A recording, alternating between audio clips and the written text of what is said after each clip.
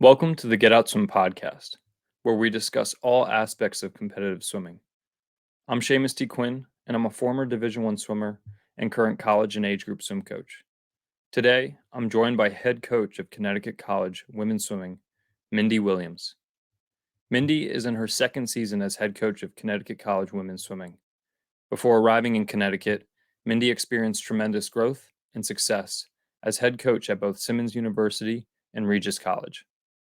While at Simmons, Mindy led the program to 12 consecutive conference titles and was named Coach of the Year on 8 different occasions. Mindy was just 23 years of age when she began head coaching at Regis College. While there, Mindy helped foster the first ever men's swimming and diving program. Mindy was also a distinguished collegiate swimmer herself, having competed in the NESCAC conference for Colby College. And she is an active member of U.S. Masters Swimming, where she now holds 11 New England records. In our conversation, Mindy goes into her coaching background, highlights some pivotal moments throughout her coaching career, and shares her vision as she embarks on this next chapter as head coach for the Connecticut College women's swim team. So without further ado, enjoy my conversation with Mindy Williams. Welcome to another episode of the Get Out Swim podcast. I'm your host, Seamus T. Quinn, and today we're joined by head coach of Connecticut College women's swimming and diving, Mindy Williams. Hello, Seamus. Awesome. Thanks for being here. Yeah, thanks for including me. Fun to have this dialogue. Definitely. Cool. All right. Well, I want to know a little bit about your background in the sport of swimming, where you come from, and how you got into coaching. Yeah, happy to talk about that. I grew up near Burlington, Vermont, and swimming up that way is kind of an opportunity to be a big fish in a small pond. So I would say that, my swimming career was kind of, running around on a sugar high and missing my events. And, I was never a very serious athlete. But, dedicated enough for the social reasons, to land a spot on a good roster in college. And then that's where I really developed. I went to Colby and, definitely became a strong swimmer in college. I was not recruited as a strong swimmer, just by, I think, virtue of where I grew up and what opportunities I had. And I think at Colby, I just totally fell in love with swimming, the sport, the camaraderie, the team. Kind of, I had never felt the impact of having, something be so important in my life. And, unfortunately, it detracted from all my academics, but that's how I became a coach. In those 4 years, I developed a passion for swimming, and went to my classes and got good enough grades to graduate. But when I found myself in, kind of May of 2003, trying to figure out what my life was going to look like, the thing that was still resonating with me was swimming, and I wasn't ready to hang it up yet. So that's how I got started in coaching. Really, I would say it was laziness. I made a concerted effort the spring semester of my senior year not to look for a job, and just enjoy that final semester on Colby's campus, and overdo everything that I could overdo. And then, all of a sudden it's August and I don't have a job and I don't have a plan. And suddenly, the ski bum vision wasn't as enticing as it once was. And so I ended up landing an assistant coaching job out in McAllister, which is in St. Paul, Minnesota. Very similar to NESCAC schools in terms of, strong academics, strong athletics. So it was an easy, seamless place to go from Colby as an athlete to McAllister as a, very green assistant coach. And I think it was my experience on deck, kind of giving coaching a try that made me realize, oh, wow, I actually have strong opinions here, and I found myself, agreeing with some things that the head coach was orchestrating and vehemently disagreeing with other things. And I was caught off guard by the fact that I did have strong opinions, and all of a sudden a light bulb went off and said, maybe this is something I could actually, get invested in. And that's kind of where it began.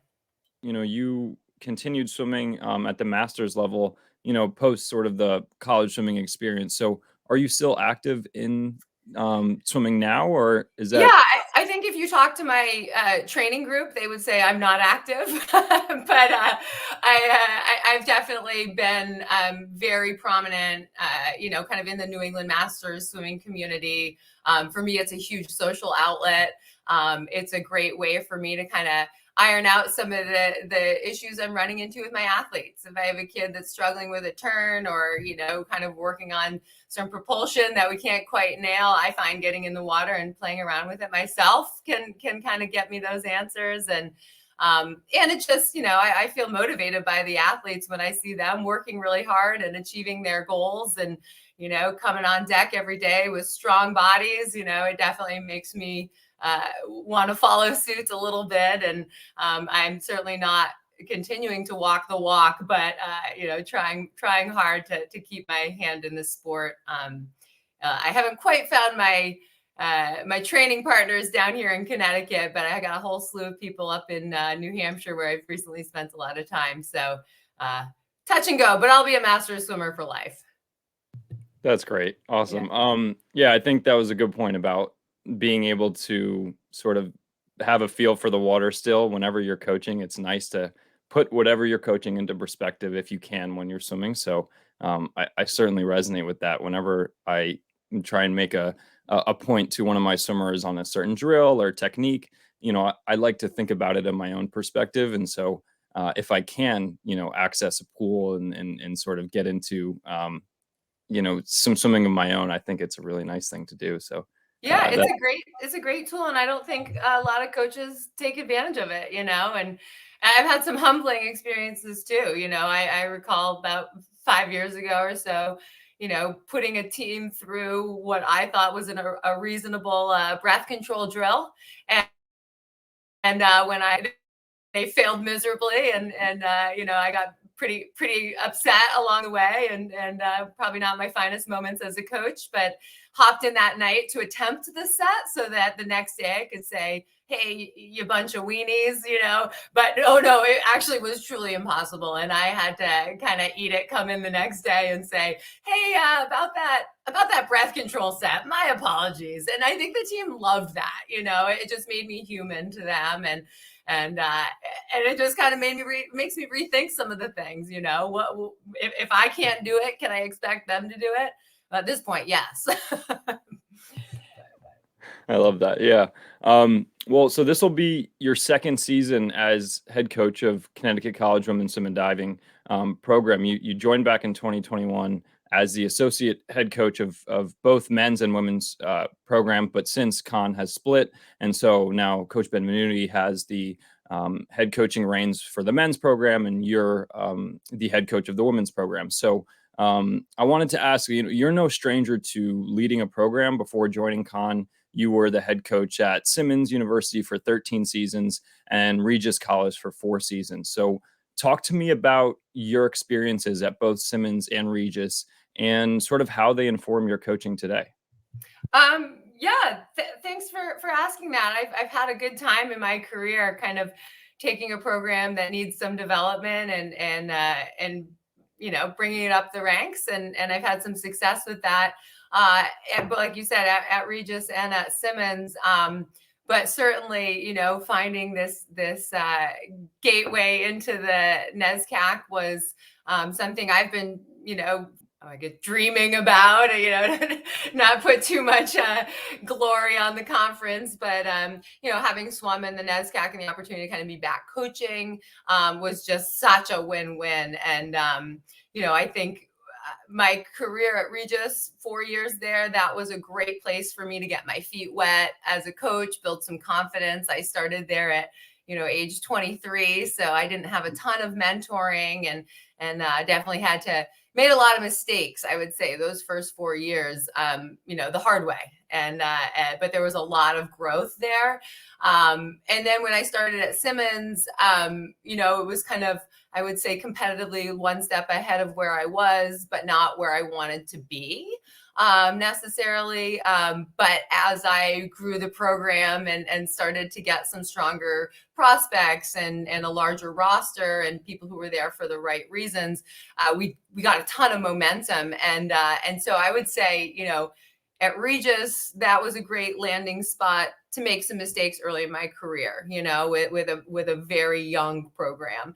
And Simmons was a great place for me to build my confidence, and not be so afraid of, reaching for the stars. And okay, a 5,100 freestyler, might come here, you never know, but you won't know unless you have the guts to have that conversation. So I feel like, my 13 years at Simmons was a great place for me to build some confidence in my coaching and kind of observe the sport and see what else is out there, and really, hone in on what it is that I, as a coach, believe in, and I've often said, I choose to be coaching in Division III, and I've never coached club. I've never coached rec. I've never coached D1, D2. This is my bread and butter. This is my sweet spot. So kind of finding the most competitive opportunities for D3 women's swimming was kind of, I guess that's kind of where my career just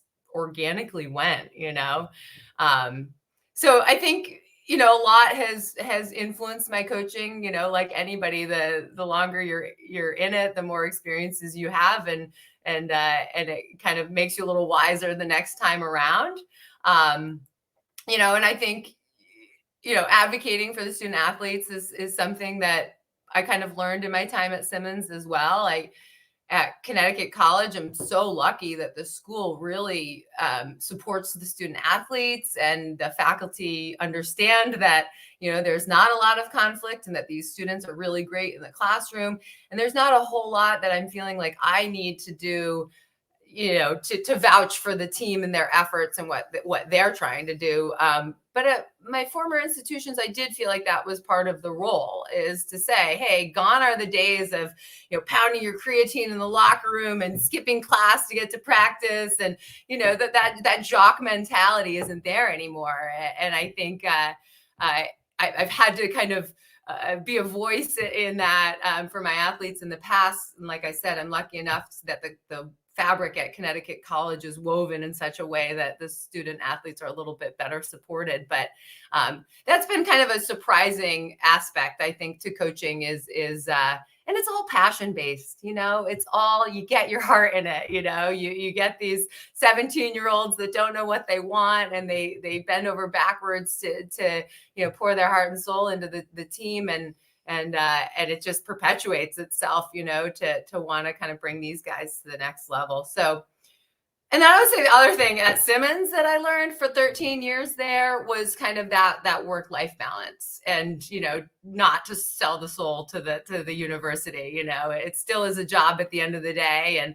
And getting home from a championship, I'll be sick for a week and a half and depressed for 2 weeks after that. But, so there's no question that there's big time emotions in it, but it's still a job, so being able to kind of keep master swimming on the docket, and kind of my role as an alumni, keep that a priority, and try to find that balance. And I think in coaching, there's young eyes on you all the time. So to be able to be that example of, don't let your job own you, but sink your teeth in. The more you put in, the more you get out. It's very rewarding. The young eyes are watching. So I think it's good to be that, that make that impression.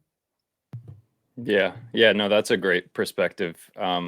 To sort of learn as a coach. It's all a learning experience. You learn every year, regardless of how long you've been doing it. Definitely. But I like that perspective, making sure, okay, yes, this is, a very emotionally taxed sort of job. And, I'm in it for the love of the sport, and for the love of coaching young people, and helping to mentor young people. But at the same time, I need to separate sort of the work-life balance a little bit, so that I can pursue master swimming and other things that I love too. And I think that's a really good point you made. And Yeah. I wanted to ask, are there any examples, like one or two situations that you encountered at either Simmons or Regis that sort of profoundly impacted how you coach today? Like, was there what I call like an aha moment? Like, okay, this is something that, I can carry with me in the next coaching chapter here. I think I mean, I've had probably an aha moment every month of my career, but I think some of the big things that I've learned is kind of on the recruiting front, shooting for the stars. There's nothing wrong with that. People aren't offended to be, that a college coach is interested in them. And it's a good exercise for them to say thank you, but no, but I think so, I actually learned that from my dad, who was in the lumber industry, that, he negotiating prices of lumber was what his gig was. And, he said, don't say no for them, make them say it to you. And so, I remember recruiting one athlete from New Mexico to my roster in Simmons. And I would say her landing on my team was a turning point. We could start to build relays, competitive relays around this athlete. And when you have a competitive relay, you're competitive at a conference championship. And so all of a sudden, what I would say kind of one blue chip kid who I rolled the dice with probably reached out to, 500 that said no thanks, before kind of one stud that I thought was kind of out of my league, came to the campus. And I think that it was a good example of kind of the rising tide, and the team really being able to kind of hang on to those, get onto that, whirlwind of success. And it wasn't a season, it was several seasons, and it continued. I think when someone sees talent on a roster there and they're themselves quite talented, it's it's a little less intimidating to start a conversation. So I think that's definitely was an aha moment, was kind of like, don't be afraid to reach to someone that you think would never come here, because you never know, and those conversations can go a long way. And this, this athlete, this was the place for her, and then I think also, the idea that kind of one size does not fit all. And I think we all know that as college coaches, that you're not going to train your sprinters and your distance swimmers and your breaststrokers the same way, but I think that takes a really delicate balance and approach to making sure that your sprinters get what your sprinters need, your distance swimmers get what your distance swimmers need, your divers get what your divers need, and there's no animosity amongst the athletes, and I was a distance swimmer growing up and in college. So, I think hard work with distance swimming is very, very visual. You're seeing it, it's right there in front of you. They're still in the pool while everyone else is in the shower, so I remember feeling like, after a long distance, we weren't tapering yet. And, and the sprinters are like, oh my gosh, if I had to get out of the pool one more time for a 25, and meanwhile, I can't even shampoo my hair. My shoulders hurt so much. But I think that's a coach's responsibility to say, okay, yes, you're doing hard work in this form, but they're doing hard work in this form. And what does it take to get a 2350 free? Well, something that probably our distance swimmers don't have, and what does it take to get that, stitch across your abdomen and hold it there for 17 minutes? Something our sprinters don't have, doing a belly flop from 3 meter by mistake. That's a pain that will help our swimmers respect our divers. So I feel like it's definitely our responsibility as coaches to, make sure that there's no animosity while, putting together a model that everybody gets what they need, but everyone also respects what their teammates are doing. That's a delicate balance. And I would say, I guess I'm not really giving you a specific example, but that is definitely, through experience that, I've kind of seen the negatives and positives of that scenario.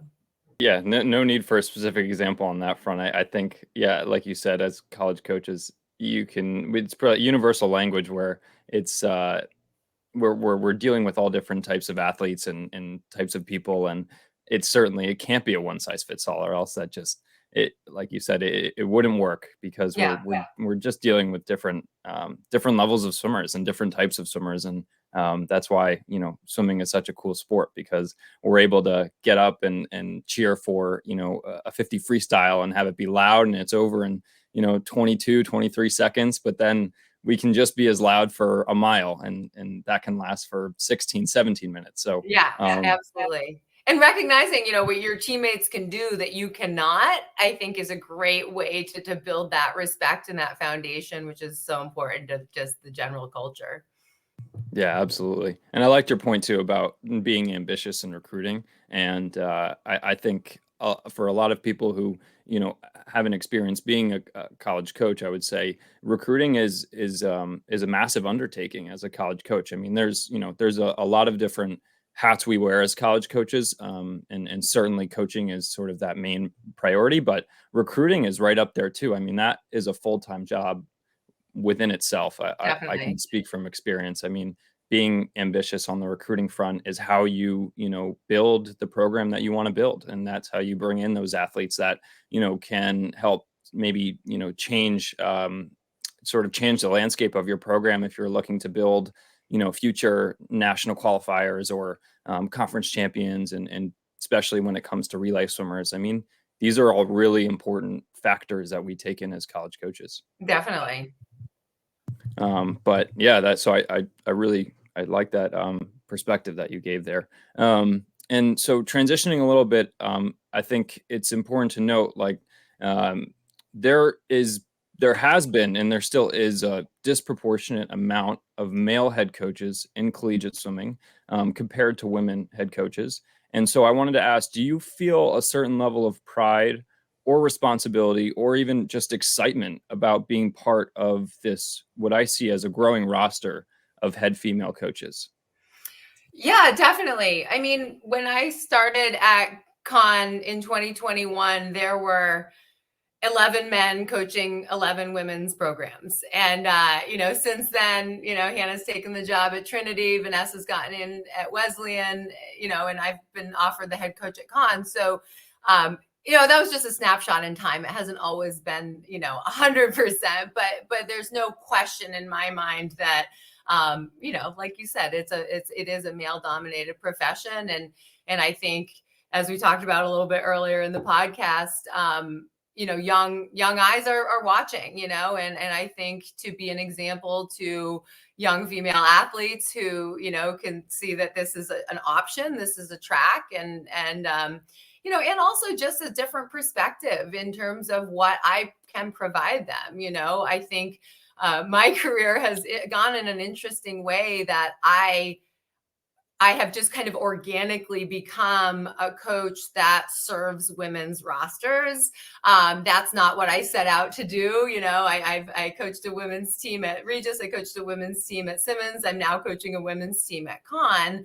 When I left Colby in 2003, I wanted to coach a co-ed team. That was such a cool experience for me. And I wanted to pay that forward and have, build that for other people.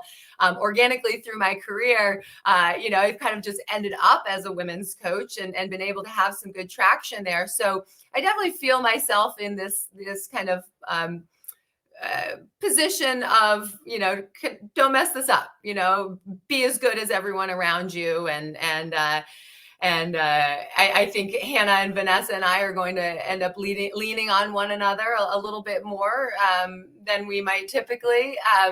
Part of me says, what does gender have to do with it? I don't even want to get involved in the conversation, but it does have something to do with it. I think especially in this culture, it's important for the women to have the opportunities, whether it's as athletes or as coaches, and so I think my team has, I think a female coach and a male coach are going to bring, like I said, different perspectives. And not everyone wants that. Some people know exactly what they want. I've talked to some prospects that say, I want a female coach. And, that probably has to do with an experience that they've had, positive or negative, but I think for most people, they want to know what Con's got to offer. They want to know what my philosophy is, whether I'm a woman or a man, doesn't matter to them. But kind of to your point, there is a pride that comes with it because we're a minority in the profession. And there is a little bit of a responsibility to make sure that this is a comfortable place for women, to launch their careers and be as successful as our male counterparts. that being said, I'd be as quick to reach out to any of the guys to help me navigate this as any of the female coaches. But there'll be a camaraderie there. I already feel it. And I felt it as an associate coach in this conference as well. And what does it mean to you to be coaching in the same conference that you swam in collegiately as a Colby swimmer? Oh, it's been the target, I think the NESCAC is the golden standard. I knew that as an athlete, as I was making decisions of where to go to school, I was looking almost exclusively at NESCAC schools. My brother went to Middlebury, so I had kind of someone paving the way for me out front. So right from the get-go, I had an interest in the conference. And then it's been kind of neat seeing it from the outside for 17 years, as I was coaching at Regis and Simmons. The dialogue about the NESCAC exists outside of the NESCAC. Like it is in every conference that I've been a part of, every meeting, when the going gets tough and we start scratching our heads wondering how to turn and how to do this, all eyes go, what's the NESCAC doing? How is the NESCAC so successful? And I've seen that in my career as an outsider.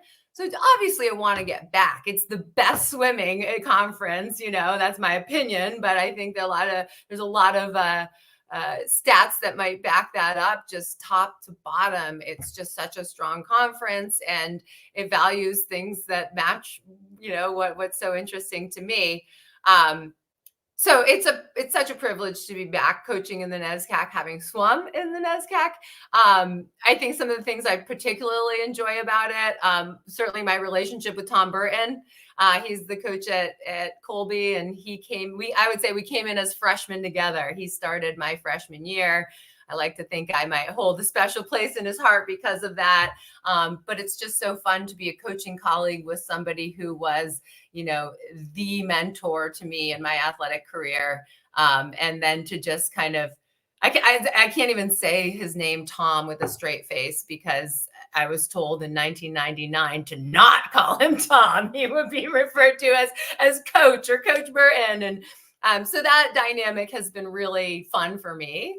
And then I just think, also thinking to my teammates from Colby and they're all in their 40s now, and their kids are young swimmers. And I think everybody lives vicariously through me. They know when my championships are, and they want to know, what's going on in the conference. And so I think just a link back to, my college teammates, just kind of, not to say I'm frozen in time still doing it, and everybody's moved on, but I do. It's fun because they definitely take an interest in my career more so than I do in their career in, emergency medicine or hospital administration. They're a little bit more curious to know the ins and outs. So that's been really fun. And just like I said, it's the highest standard for Division III swimming. It's the golden. It's the golden example, and what a privilege it is to be able to be coaching. I feel like a big deal to be able to say I'm a coach in the NESCAC. My girlfriend's from high school played lacrosse at Wesleyan, and she said to me when I landed the job at Connecticut College, just sent a text message, how does it feel to achieve a life dream?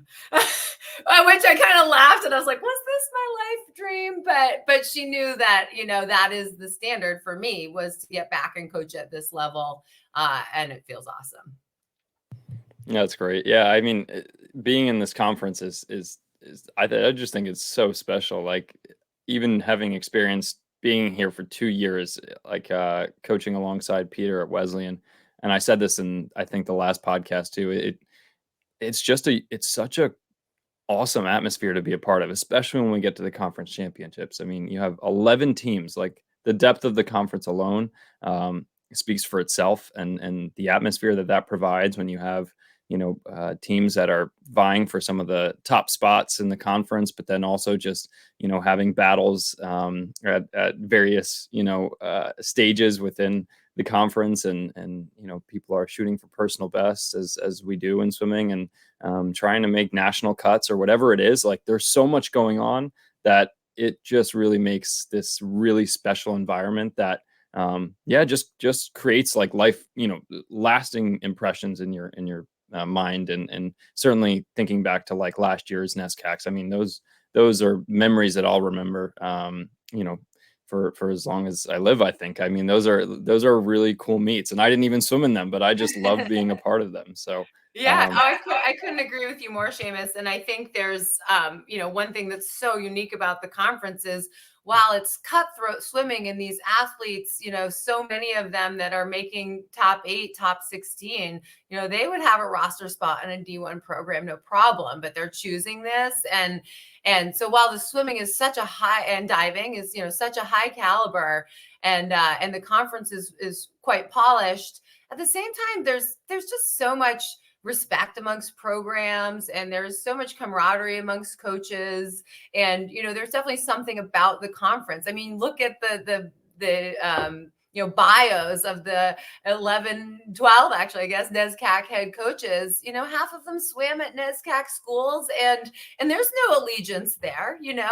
A Hamilton grad, a Bates grad, a Colby grad, a Con grad, they all want to get back into the conference, whether it's at that school promoting that particular agenda. Doesn't really matter. It's that these are the student athletes that we want to work with. And whether they, I kind of laugh about my crossroads as a prospect. I remember being in the car trying to weigh the pros and cons between these two schools that on paper were identical, and my experience was going to be the same regardless of which of these two NESCAC colleges I went to. But the bottom line is it attracts the right kind of student athlete, that has some perspective and has some balance, but also has the guts and desire to get after it. So it's totally unique. and I think that you just hit the point where it's the reason that coaches are wanting to coach in this conference and come back to this conference, for so many of them who, like yourself, swam in this conference and we're a student athlete in the NESCAC. It's because you want to work with these type of student athletes. You want to work with these not only type of swimmers, but types of people, types of students, and that's what attracts coaches to this conference, and in large part why they want to remain a part of this conference post sort of collegiate career. So I appreciate that, that sort of insight and perspective. I wanted to ask too, are there elements of the NESCAC conference that have changed maybe since you swam at Colby, in your experience since you joined in 2021? Yeah, I mean, speed. I would say bottom line speed. The conference is crazy fast. I remember coaching an athlete 2 years ago who was just devastated not to make top 24 in the 50 free.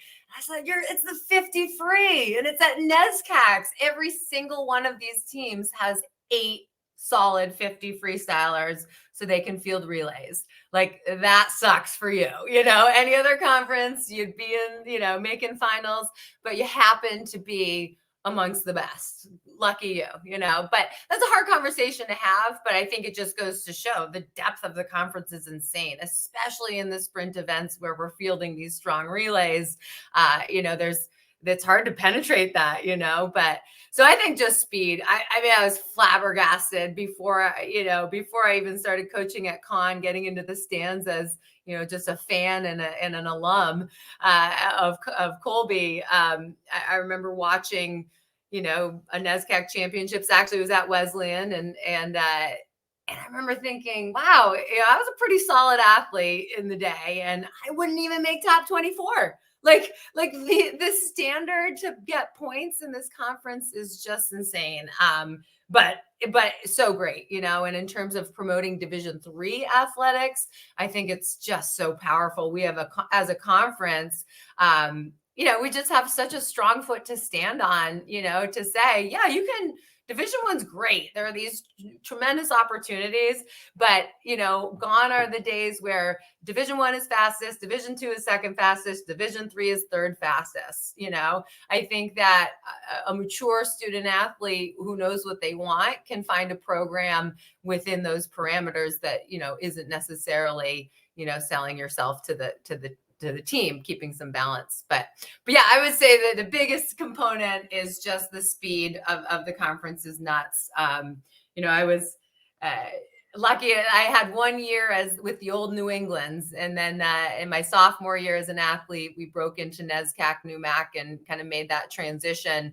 But it was kind of interesting to kind of see those two meets side by side. One where there was 50 some odd Division III teams, some rosters fielding 5 people, some rosters fielding 24 people, and you didn't know who was at the meet, quite frankly, and then when the NESCAC and NUMAC broke out to kind of do their thing, what was left with New England swimming, I actually coached. That was Simmons and Regis. We were a part of New England's, the old New England's, what I would kind of refer as the leftovers. Once NUMAC, NESCAC pulled out, what was left of New England intercollegiate swimming and diving was maybe 21 teams.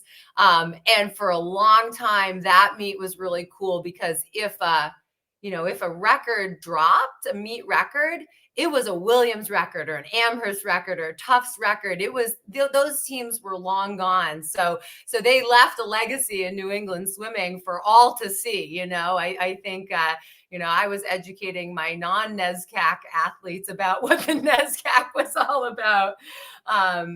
But anyways, I'm just like on a tangent, but definitely I think just the speed of the conference is the big thing, and kind of knowing the history, kind of having had my hand in it for a long time, and has been really, I don't know, a neat perspective. Not a lot has changed, but I think the intensity and the reputation continues to get stronger. I've definitely seen that over the years. Yeah, and you touched on, I want to pick your brain about just that NESCAC and NUMAC split. So it was your freshman year when it was all under the banner of this is New England swimming. This is the New England Conference. Right. And and then from there, what happened? So I think it was 2000, because my freshman year, we were still New England. So the NESCAC was a part of that meet. The NUMAC was a part of that meet. Like I said, there were 50 some odd teams. And then my sophomore year was the first year that NESCACs had their own conference championship. And NUMAC did the same thing. I don't know if there were any other full conferences that pulled out of that, but those two certainly made the move, and I think what's left, has kind of been steady for 20 years. I don't think there's been a lot more movement, but New England Intercollegiate Swimming and Diving was an association that's been around for 100 years. Truly, just a couple of years ago, they celebrated their 100th anniversary, which is incredible. I think that's, we as a conference have been a part of, along with Dartmouth and some other, schools that kind of pioneered this. But it's, it's one of the oldest standing associations in collegiate swimming. So I don't know where they stand now, but everything seems to be going a different direction, especially since COVID. I think a lot got shifted, but so that's as much as I know about it. But like I said, those other two institutions I've worked at for the last 17 years, kind of that was what we shaved and tapered for, was that New England championship, happening concurrently with NESCACs and NUMACs, and kind of keeping an eye on those meets as we got qualifiers moving on. And but yeah, it's been an interesting split there. Cool. Yeah, no, that's it. That's new, I would say new information for me, because I think it was Don Megerly and maybe Peter Solomon who mentioned it in the first episode that I had, but I didn't have the opportunity to sort of pick their brain on it. So yeah, that's good. And I think I just saw somewhere that I believe this is the 50th year celebrating Division III athletics, like intercollegiate athletics. So I would have to fact check that, but I believe it's 50 years. So that's pretty cool. Awesome. Look at that.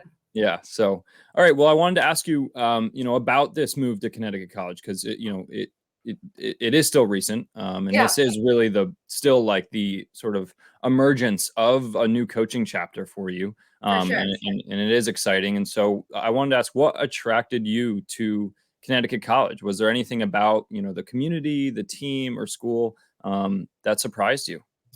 I think I mean, the opportunity to coach in the NESCAC and to boil it down even further, to coach just one gender in the NESCAC, it's just such an incredible opportunity that just plain doesn't exist.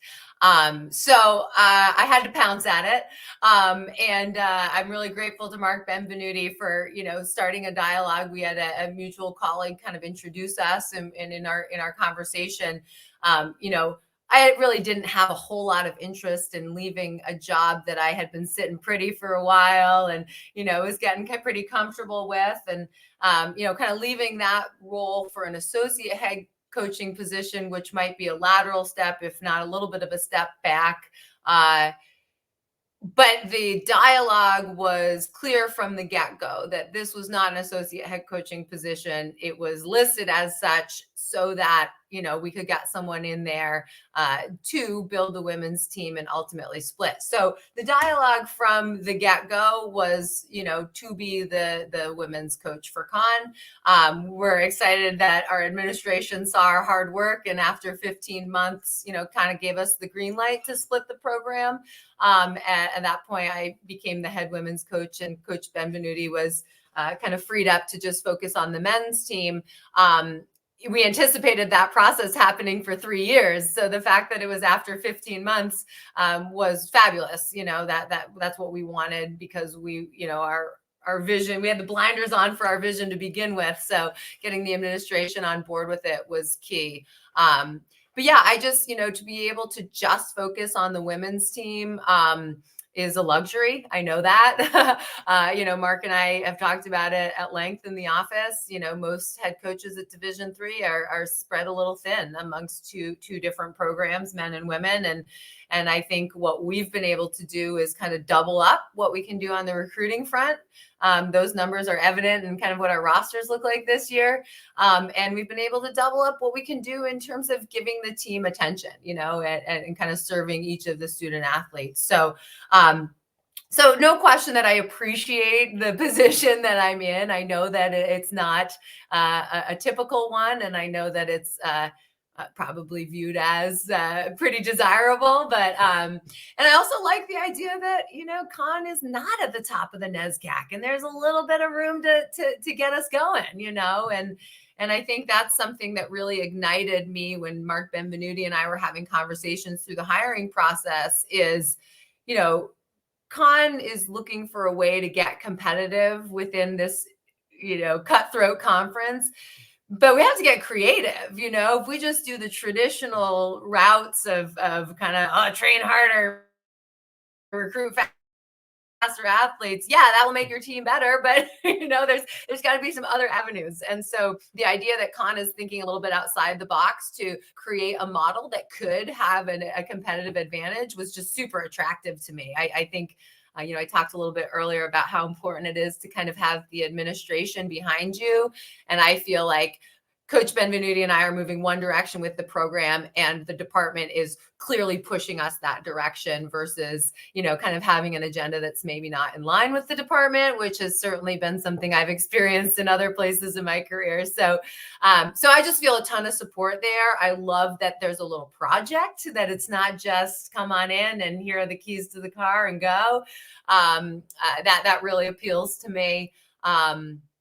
And, I've had a good track record in my career of building up a program, and it just, in numbers and in diversity and in competitiveness. And I think to be able to do that at this high level is just such a privilege. But I think another thing that's been super unique about this was, at what point, I'm 42, at what point in your career do you get to coach alongside another head coach that's been doing this for 20, 30 years and see the way that they're making decisions and what they're prioritizing and what their ways are and what their rationale is? You never get that glimpse of what another coach is doing. And that's something I didn't think about before the job, but it's definitely something the last 2 years I'm really grateful that I've had. As I said, I started my head coaching career as a 23-year-old. I missed the mentoring phase. I missed getting someone to say, "Hey, Mindy, come under my wing. Let me show you how this is done." And so being able to get that these last couple of years, 20 years into my career, to kind of pick Mark Benvenuti's brain and see how he's doing things and compare notes, I think that's completely invaluable. And it's something I didn't predict, but that has been a really cool aspect to my development as a coach the last couple of years. I didn't anticipate that quite as much, and it's really been a blessing.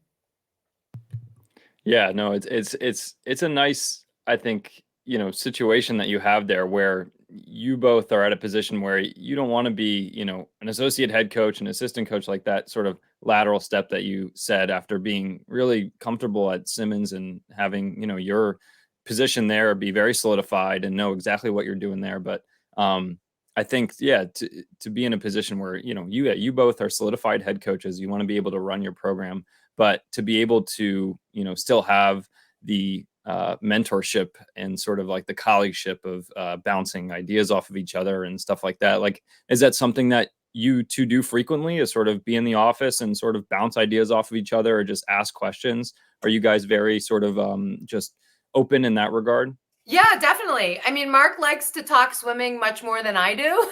So, but we share an office, and we share an assistant coaching staff. So there's, even if we start to go different directions with what our philosophies are and how we're training our athletes, there's a ton of influence from one another.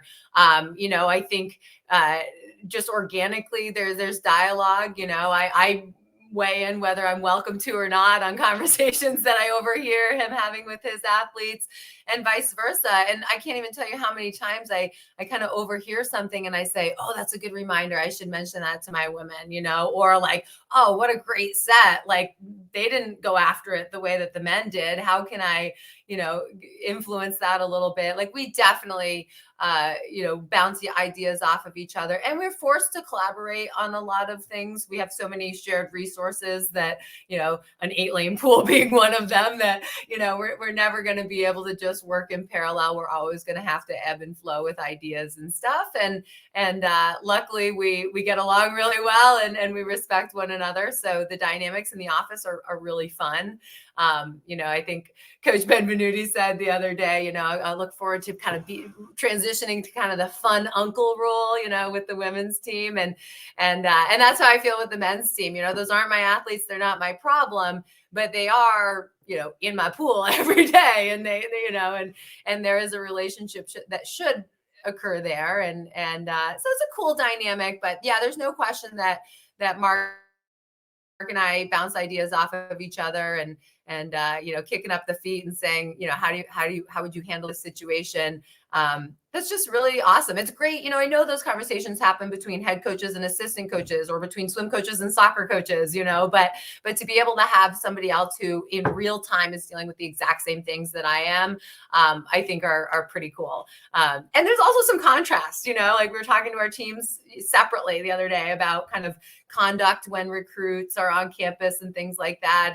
And it was just kind of funny, the approach. The men's team had a 45-minute sit down meeting. I wasn't there, but I know what occurred. And the women's were just kind of like, "Oh, in passing," and there'll be times where that's flip flop. The women, we really sink something in, and the guys, it'll be in passing. But it's interesting because it also makes me question the things I'm doing. It makes me feel like I need some justification, which of course is part of this. There's always those feelings, but I think when Mark's in the office and we go coach a morning practice, and then we're both back at our desks at 10 o'clock, to be able to say, "Oh, this really frustrated me." And when I say that, the person whose ears that are landing on, they actually know what I'm talking about, and that's pretty unique as well. I think my boyfriend doesn't love when I talk swimming at the end of the day. So being able to kind of have that outlet in the office is really nice and unique. And I think, I look at our assistant coach, Matt Schaefer, who's sharing an office with the two of us, and And he's quite young, and he's being exposed to two very different personalities and two very different approaches. And I think that's kind of neat for him too, to not just follow, kind of link onto something and this is the way it's done, but to see some options there and kind of make him question, what his philosophies might be, and kind of what he might punctuate at the heart of a program. So, but it's a great dynamic, I will say. Yeah, that's great. I wanted to ask as again, this is the sort of birth of the coaching chapter here at Con. What kind of impact would you like to make on this Connecticut College women's team, and what kind of culture are you looking to build? Thanks for asking that, Seamus. I think definitely, we want to be competitive. Con has been leaving some points on the table the last few seasons by just not fielding a full NESCAC roster. So first things first, we need a few more bodies, and so that's kind of been this model of growth is certainly what I was hired to follow through on. And so, as we're kind of building the women's team, we're looking for numbers. We want to climb the ranks. 9th in the NESCAC doesn't sit well with me right now. Definitely would like to see, a stronger team return to that conference meet the next couple of years. And quite frankly, as a coach, I like to have a good time. I want high energy at a practice. Nobody's coaching for the money. And if they are, they're a fool. We're coaching because it's rewarding, because we're making a difference in these young athletes' lives, and because it's interesting. Every day is a little bit different. Every year is a little bit different, and so I think, as I think about growing the team at Con, personality is a big part of that. Getting the right kids in the door, not just the fast kids. And what I would love to see out of this team, and this is a little bit maybe in response to what I've seen the last couple of years, I would like to see the Con women establish a reputation of just being confident. With the way that we race, with the way that we get off the blocks, with the way that we get off the bus, quite frankly. I think that the team has a good time. I think they race, but I think they can be intimidated a little bit by the company that we keep. And I would like, the blinders to be on, and to not be looking around and being influenced by things that we think might be better than us, but actually, walking the walk, talking the talk. And so building the team with the right personality and the right amount of confidence.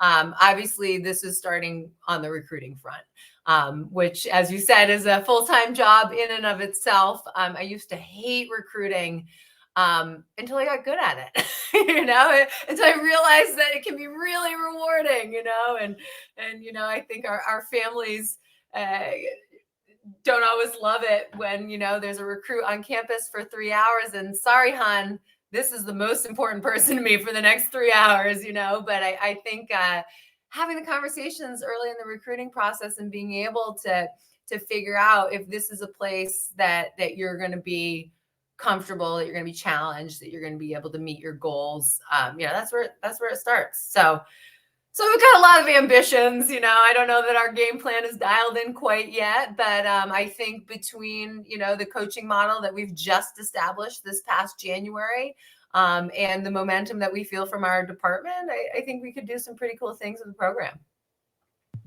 And I'd be curious to see if other teams follow suit. I think as soon as the announcement came out in January, Mark and I both started getting some messages, how did you guys make that happen? I think a lot of coaches wouldn't mind kind of splitting their roster in half and being able to channel the exact same amount of energy into half the number of athletes. But so that's where we're at. Yeah, no, that's a good point. I mean, like I said before, it's a really nice situation to be able to have, a head coach for just the women's team and just the men's team in a conference as competitive and as special as the NESCAC. And I think one of the coaches mentioned that is the tough part about being the combined head coach of both the men's and women's program, is trying to be everything to everyone and trying to spread that, one person sort of worth of energy to 70, 80 athletes. I think that's the most challenging part. So absolutely. And it's, as soon as a kid or an athlete shows you that they're invested in the program, in the sport, and the training, you become invested in them, and there's only so much bandwidth at which point, you can carry all these goals and all these, aspirations, and being able to do that for 30 women versus 60. You heard it here. It's an advantage. But we'll see how it plays out, because, the downside to having this situation is it does need to play out. And if it doesn't, there's going to be some second guessing as to whether this model is appropriate or not. So I feel a lot of pressure to make it happen. And while Con is putting confidence in Coach Benvenuti and I to get this job done, I want to show them, if they keep putting resources behind us, that we'll keep performing. So it'll be interesting, but the pressure is on. I don't think we can have this type of opportunity and not perform and it to sit well. So fingers crossed. Yeah, I'm sure both of you are going to do great. Yeah, who doesn't love a little pressure, right? Yeah, exactly. The rising to the challenge. Yeah. But I wanted to ask too, like on the recruiting front. So, what are you looking for when it comes to recruiting prospective student athletes, and how do you sell Con as that place, right? Like the place that what you just mentioned, we're on the rise. We're not wanting to sit in ninth in the conference year in and year out. Like there's room to grow here. And so, yeah, how do you sell that to recruits? Yeah, I mean, I think it's been a challenge since I started at Connecticut College to try to identify what it is that makes us different, and kind of lead with that, because I think a lot of these prospects are pretty well coached on the process. I think someone is saying, here are some questions to ask, and here's the timeline that you want to do this stuff. And that's great. I wish I had a little hand holding through that process myself. But at the same time, I think through there's a gazillion conversations to have, and what Con has to offer and what Wesleyan has to offer on paper is going to look really similar, but personalities on those campuses, vibes on those campuses are going to be quite different, So I really think, and of course, here we are at the end of September, and it's all about getting kids onto campus. So maybe I'm just in that mode, but I always think that the biggest selling points at Connecticut College are the team themselves, the athletes themselves, and our beautiful campus, and so getting the athletes there and feeling that, comfort is what I want them, that comfort with me in the office, that comfort with their host if they're just walking around the campus, the ability to look at the Connecticut College pool and say, yeah, I want to be in that every morning at 5:30. I think that's, you gotta lay it all out there. So I think trying to figure out what separates Con is going to be key. Personality is going to be a big part of that, but sharing personality is difficult. I think social media helps with that quite a bit. Unfortunately for me, I'm as dumb as a doorknob when it comes to social media. So we're working on it. But I think, being able to expose the teams, what they're there for, and kind of show that to recruits, that's our biggest selling point. But, at the same time, I don't know that that's unique to Connecticut College, but that's how we're going to find the people who want Connecticut College. So it's tricky, kind of finding that differential, that factor that sets us aside, in terms of what I'm looking for in those recruits. I want someone, when I say, we're going to do 9 training sessions and you're going to be 18 hours a week and blah, blah, whatever parameters I set, I want that hunger, that, yeah, this sounds good. I'm not afraid of a commitment. I'm not afraid of being dedicated. And I think that's something that I was taken aback by a little bit when I landed on the Con campus, was kind of the level of dedication that people were willing to make to their team.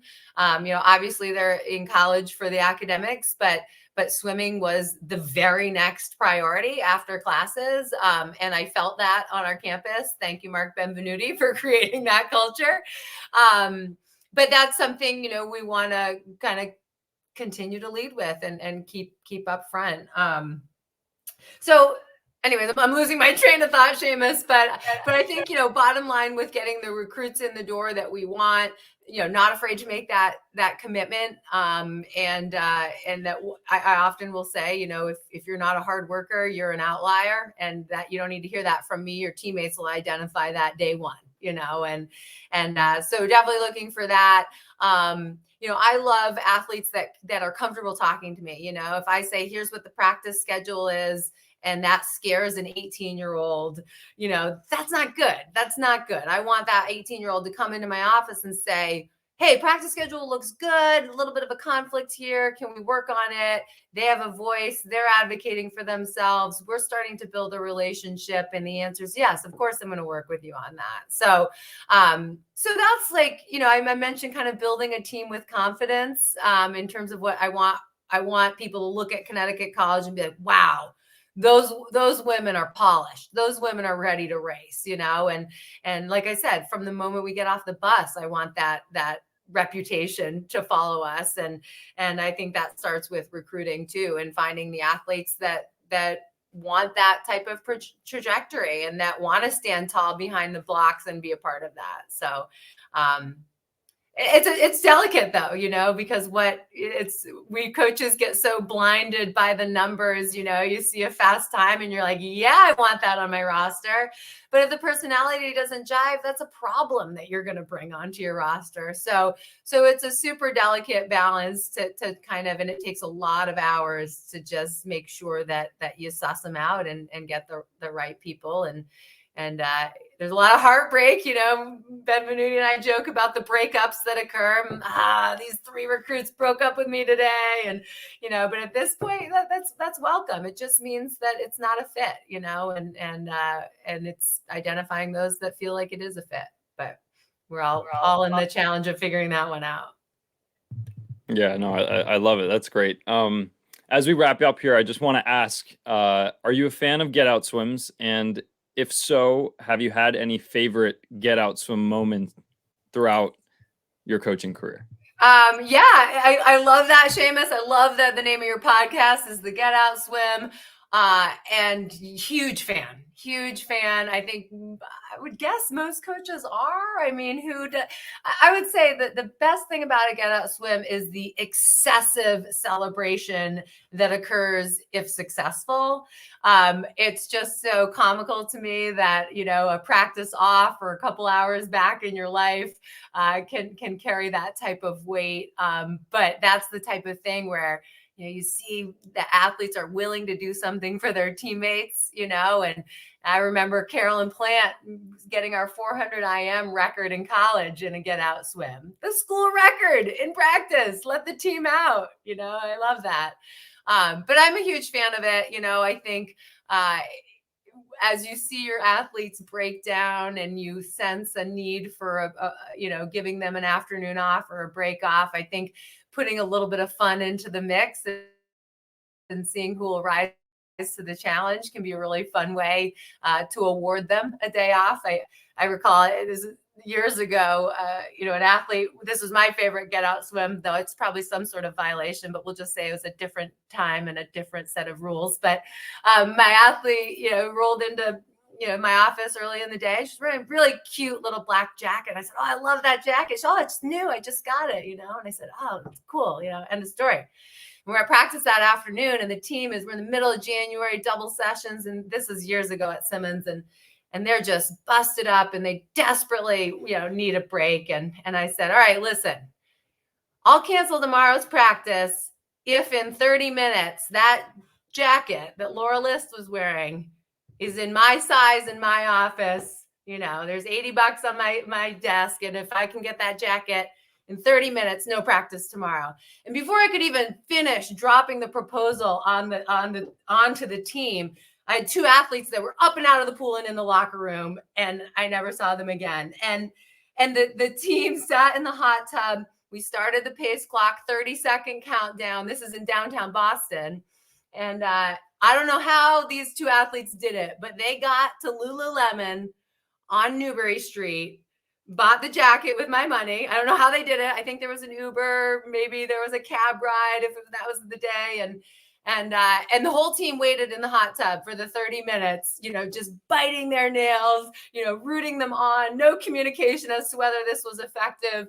And they got back literally 29 minutes in, out of breath, heart rate at 200. And I just started laughing so hard. I didn't even have time to say, no, I'm kidding. Don't do that. And they were, a 2-mile sprint across Boston and onto Newbury Street at 7:00 at night. It was just so funny to me, and how much they appreciated having the morning off, and so there's some good ones. I had a time at one point too. I love to do a get out swim that's a little bit more of a team challenge. So we did something years ago where I said, all right, everyone on the team is time trialing a 500, and if we get half the team under 5:45, no practice. And it was just seeing people surprise themselves. People that said, oh, I don't want to swim 500, but it's no practice if I do my part, and so I love those tallies that check, and it's a team effort.